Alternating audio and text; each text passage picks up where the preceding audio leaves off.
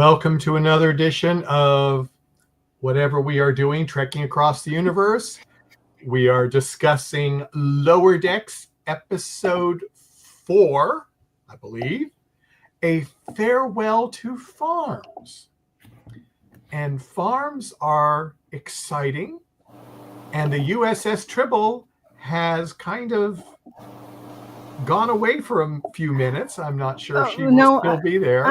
I'm here. My right after the intro, I started to lag. So. Oh, that's sad. Well, it's probably because the farms are not up to date. That could very well be. This morning it was fine, and now it's all screwy. Yeah, that's what really happens. Well, Commander Cooper, so you're just going to be an avatar for a little while until things catch up on the farm, right? Yeah, I'll pop in and out and see how it is and see. Oh, have I caught up? Okay. I think so. Caught up. Okay. Yeah. Aaron, how's your farm going down there today? It's going well. It's a sunny day. It's a perfect time to harvest the bloodworms, so looking forward to it. Good. So exciting to know that.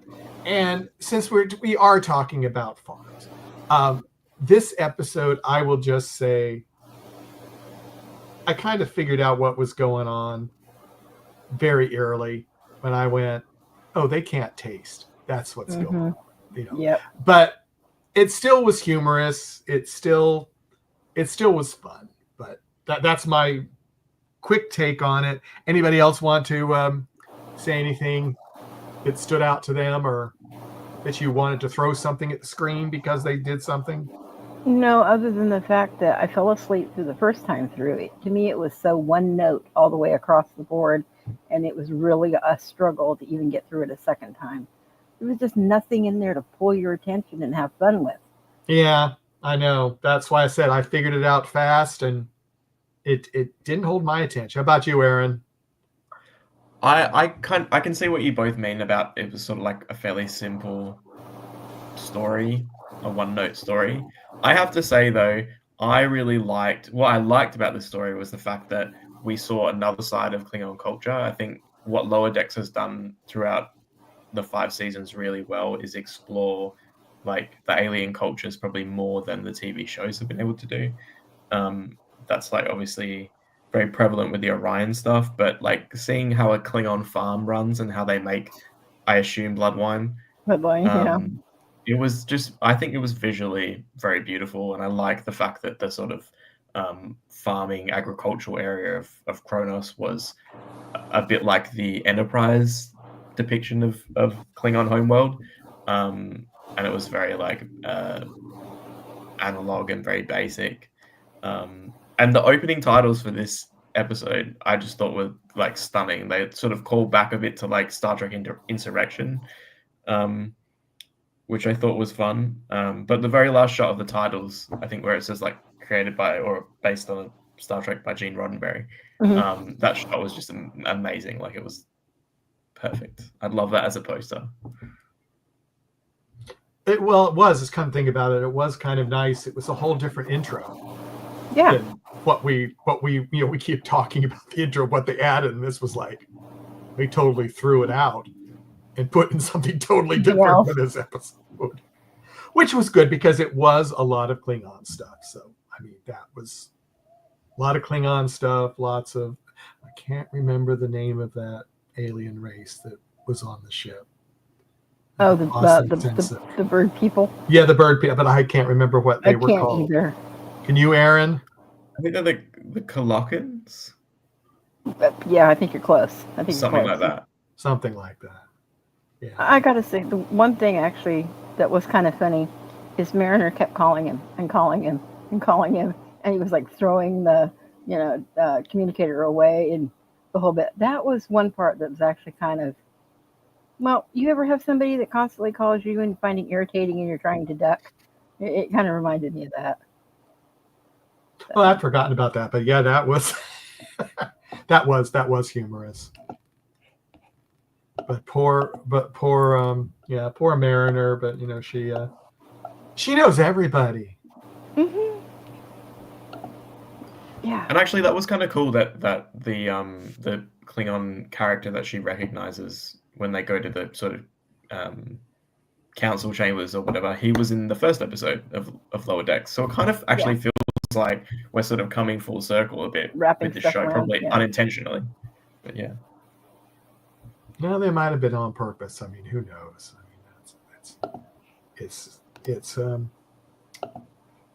yeah, but I didn't even realize he was in the first episode. I totally forgot about that. But that's good. You know, I wonder sometimes about Boimler and his mental process. The fact that he was totally enjoying vacation time of his life, biggest thrill was getting hit with those pain sticks. We're like, okay, you know. Well, I guess he wanted to experience a total immersion in Klingon culture. Yeah, well, that was a little too much immersion. In my book too, but it's funny actually because like I would say that this story for the main Klingon character is about like being authentic and like being your authentic self, which is funny because Boimler is encouraging him to do that when he's still copying the sort of alternative reality Boimler that we saw in episode 1 of this season. So he's out of character, telling someone to be in character. Yeah, I mean it's an interesting thing. Well, anyone in the chat room, do they want to bring anything up? Because as we kind of said, there wasn't really much with this episode, so I think we're probably almost done. That's so sad. It is sad, but it's true. So if anybody in the chat room wanted to bring something up that we may have left out or forgotten, please tell us now or forever hold your peace, because we will probably be off the air within 2 minutes. I did like how the captain of the Cerritos was actually in there with an apron cooking, though. I thought that was pretty good. Yeah, trying to make everything perfect for those connoisseurs. Mm-hmm. Can I just say I really liked how when they ate, they had those implements, and one of them was like a bird, mouth. That was a nice touch. It was like pre-chewing it before they put it in. Yeah.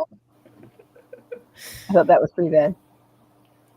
And all these little tiny pieces. It wasn't like anything big. Well, you know, when they brought out the thing, I thought it was like their special napkins they had brought out. And then when they rolled it, you could see, you know, all the utensils lined up. I'm like, oh, wow, okay. Very strange. I think, again, that's something that, like, it's not in the dialogue. It's just, like, in the sort of production design, the animation part. And it says something without saying something. And I think that's really cool. That is true. Well, guys, you got anything else to bring up about this episode that we can think about? Or it was there, but it wasn't one of my favorites. Let's put it that way. Yeah, no, I agree with that. I wish there'd been more to it. I really do. Yeah, I do too. I guess they were trying to. I guess, you know, the most thing was the Klingon stuff, but it wasn't anything to write home about, really.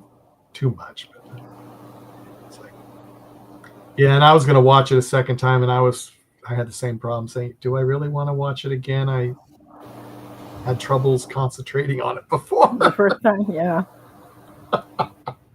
Oh, we are so bad. Watching it twice, but I can see what you guys mean by it. Sort of, yeah. Did you fall asleep the second time?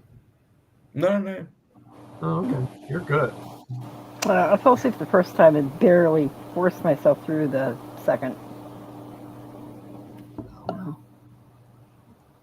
Well, I guess that's going to be it. Hopefully tomorrow morning when we talk about the final battle, it's going to be a lot longer episode, but I think it will be. I think it will be too. Because we've got 6 hours of show to talk about tomorrow morning. So, and that will be tomorrow morning at 10 a.m. Eastern Time, 7 a.m. Pacific Time. And if you're in the UK, that would be 3 p.m. in the afternoon. And if you're in Serbia, that will be 4 p.m. in the afternoon. And if you hang out by where Aaron is in Perth, that will be 11 p.m. on Sunday night. So everyone, we'll all see you then. Take it easy and talk to you soon, everyone. Bye-bye.